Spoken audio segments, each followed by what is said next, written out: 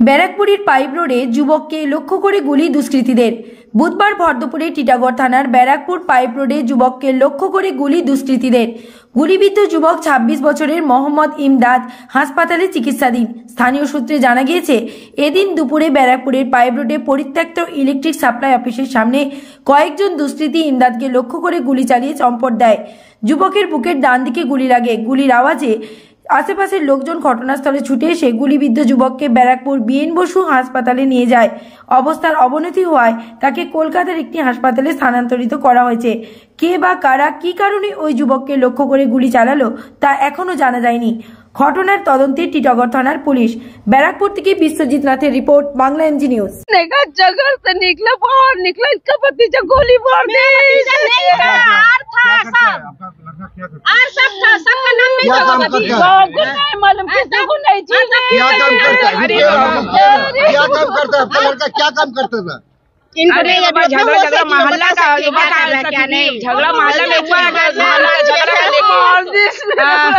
कौन मारा है? चलिए ठीक है। ছিলাম কি হয়েছে না হয়েছে আমরা জানি না কিছু। আমরা বের হয়ে গেছি, আমার দাদা, আমি, দাদার ছেলে, আমি গেছি, দেখছি ও পড়ে আছে ওই বাইকের নিচে, ইমদাদ পড়ে আছে। আমি কাপড় নিয়ে চেপেছি, তারপরে আমার দাদা সবাইকে ডেকেছে, নিয়ে তবে গেছে। হ্যাঁ গুলির আওয়াজটা হ্যাঁ হ্যাঁ, আমরা তব ধরে গেছি। আর দাদা ছেলে পিসাব করছিল, বলে হবে না এখানে। আমি কি জানি কি হয়ে যাবে, আমি বাড়ি থেকে ধরে গেছি। হ্যাঁ আমরা তো একটাই শুনেছি, একটাই। না কাউকে দেখিনি। হ্যাঁ কি আছে, কার জন্য করছে, কি ঝগড়া আছে আমরা কিছু জানি না। হ্যাঁ হ্যাঁ হ্যাঁ, না কাউকে দেখিনি, আমরা কাউকে দেখিনি। হ্যাঁ ইমদাদ জানি না, ওর মা ওখানে বসে। হ্যাঁ কি কাজ করে নেই জানি না দাদা। ওর মা আছে, আমার ফাতেমা নাম আছে।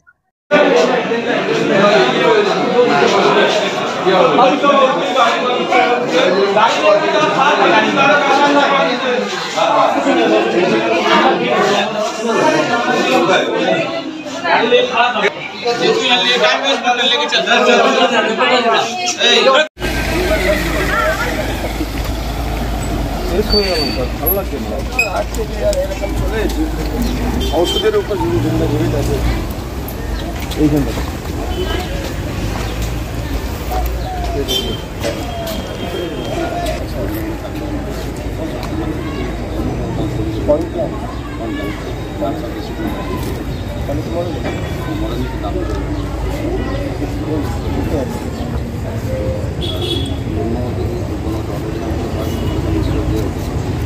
আরো কয়জন